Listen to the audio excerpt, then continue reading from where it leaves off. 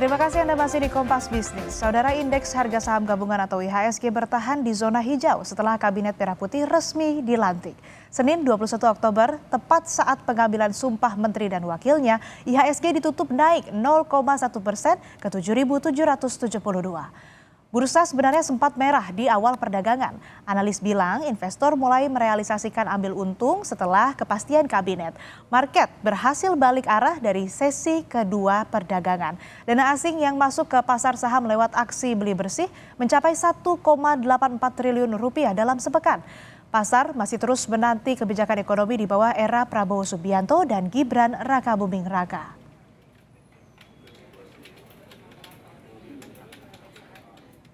Head of Research Investasiku by Mega Capital Sekuritas, Cheryl Tanuwijaya memperkirakan sentimen positif di pasar modal masih akan berlanjut.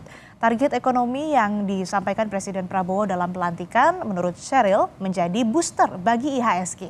Terobosan anggota Kabinet Merah Putih jadi salah satu penopang pergerakan IHSG. Positif lanjutan bagi IHSG di pekan ini. Kita cermati IHSG berpotensi lanjut menguat hingga ke target 7.850 dari Presiden Prabowo terkait 5 hal yang mendukung perekonomian. Kami lihat ini juga akan jadi booster ya untuk IHSG. Pelaku pasar berikutnya akan melihat ya terobosan-terobosan apa selanjutnya yang dilakukan oleh Kabinet Merah Putih setelah dilantik. Selain masalah kebocoran anggaran, Presiden Prabowo Subianto juga menargetkan swasembada energi saat kepemimpinannya. Ketidakpastian global yang terjadi beberapa waktu terakhir membuat Indonesia sangat tergantung pada fluktuasi harga minyak dunia. Kita harus siap dengan kemungkinan yang paling jelek. Negara-negara lain harus memikirkan kepentingan mereka sendiri. Kalau terjadi hal yang tidak kita inginkan, sulit akan kita dapat sumber energi dari negara lain. Karena itu, kita harus swasembada energi dan kita mampu untuk swasembada energi. Kita diberi karunia oleh Tuhan Maha Besar. Tanaman-tanaman yang membuat kita bisa tidak tergantung bangsa lain. Tanaman-tanaman seperti kelapa sawit bisa menghasilkan solar dan bensin. Kita juga punya tanaman-tanaman lain seperti singkong, tebu, sagu, jagung, dan lain-lain. Kita juga punya energi bawah tanah, geotermal yang cukup. Kita punya batu bara yang sangat banyak. Kita punya energi dari air yang sangat besar. Saudara-saudara sekalian, pemerintah yang saya pimpin nanti akan fokus untuk mencapai swasembada energi. Sejak tahun 2000, lifting atau produksi minyak siap jual Indonesia terus melemah. 24 tahun lalu lifting minyak masih di atas 1 juta barel atau tepatnya 1,4 juta barel per hari. Mulai tahun 2010 produksi menjadi 900 ribu dan terbaru semester 1 tahun ini kembali jatuh ke 576 ribu barel per hari. Di era Presiden Joko Widodo, beberapa BBM sudah memakai bahan minyak sawit sebagai bahan baku solar, yaitu biodiesel. Bahkan pemakaian bahan nabati di biodiesel semakin tahun semakin meningkat. Sebelumnya, Saudara Menteri Energi Sumber Daya Mineral Bahlil Lahadalia bilang akan menggenjot target lifting minyak mentah Indonesia untuk mengejar target 1 juta barel per hari di tahun 2030. Upaya penemuan sumur baru menjadi tantangan bagi produksi minyak dalam negeri. DPR sudah menyepakati lifting minyak tahun 2025 sebesar 600.000 barel per day. Sebagai Menteri SDM yang baru, saya berkomitmen untuk mencapai target tersebut. Untuk itu diperlukan beberapa strategi pendukung.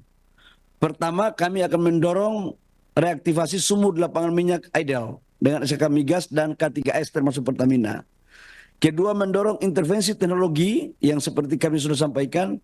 Yang ketiga itu mendorong proyek minyak baru untuk segera berproduksi. Jadi nanti yang sudah barangnya udah ada, sudah selesai eksplorasi. Kita akan ngomong bersama-sama dengan K3S dan SKK Migas untuk kita melakukan percepatan. Selain energi, Presiden Prabowo Subianto juga mengejar target ketahanan pangan dalam waktu 4-5 tahun.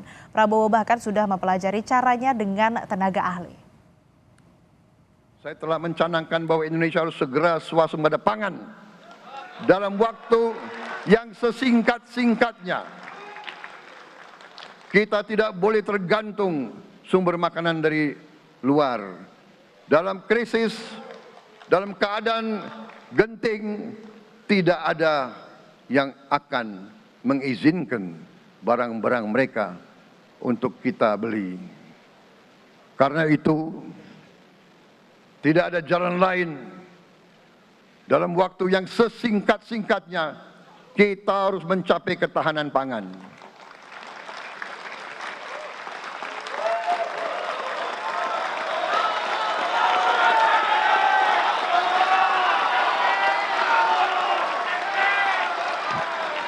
Kita harus mampu memproduksi dan memenuhi kebutuhan pangan seluruh rakyat Indonesia. Saya sudah mempelajari bersama pakar-pakar yang membantu saya. Saya yakin paling lambat 4-5 tahun kita akan swasembada pangan. Bahkan kita siap menjadi lumbung pangan dunia.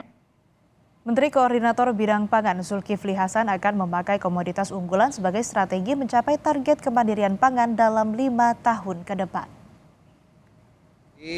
Mengkoordinasi agar kita bisa swasembada pangan dalam waktu 5 tahun. Tentu kita sudah punya garis besar strateginya. Pertama, memang kalau mengandalkan Pulau Jawa itu tidak mungkin karena lahannya terus berkurang. Sumatera juga banyak perkebunan sawit. Oleh karena itu memang masa depan untuk pertanian padi, gula dan jagung itu ada di Papua. Sekarang kita lagi coba dikembangkan besar-besaran di Merauke. Nanti kita akan bagi klaster ya. Nanti di Sulawesi cocoknya apa? Misalnya cengkeh dan coklat, maka di situ akan menjadi unggulan. Sumatera mungkin kopi ya. Kopi, lada itu juga menjadi komunitas unggulan gitu. Anggota DPR RI fraksi PDI Perjuangan Said Abdullah optimis target swasembada pangan dan energi dapat dicapai pemerintahan baru. Said Abdullah bilang DPR akan mendorong dan mengawasi kinerja Kabinet Merah Putih. Menurut beliau, kita bisa swasembada pangan. Dan kami optimis DPR akan memberikan dorongan yang kuat dan sekaligus mengawasi perjalanan beliau dalam 5 tahun ke depan. Hulunya terlebih dahulu yang harus kita perbaiki. Hulunya apa? Petani. Beliau menyampaikan akan melakukan program-program yang deliver langsung kepada para petani. Tidak lagi mensubsidi korporasinya, tapi langsung kepada petaninya dan nelayan. Itu yang beliau sampaikan. Direktur Kebijakan Publik Center of Economic and Law Studies Media, Wahyudi Askar menilai keputusan Presiden Prabowo Subianto membentuk 48 kementerian menjadi tantangan dalam penuntasan janji politiknya termasuk target swasembada pangan dan energi. Sikap tegas Presiden Prabowo terhadap anggota kabinetnya menjadi hal yang dinanti publik. Presiden Prabowo harus bekerja keras karena masyarakat akan menagih janji politik yang disampaikan Prabowo dalam pidatonya.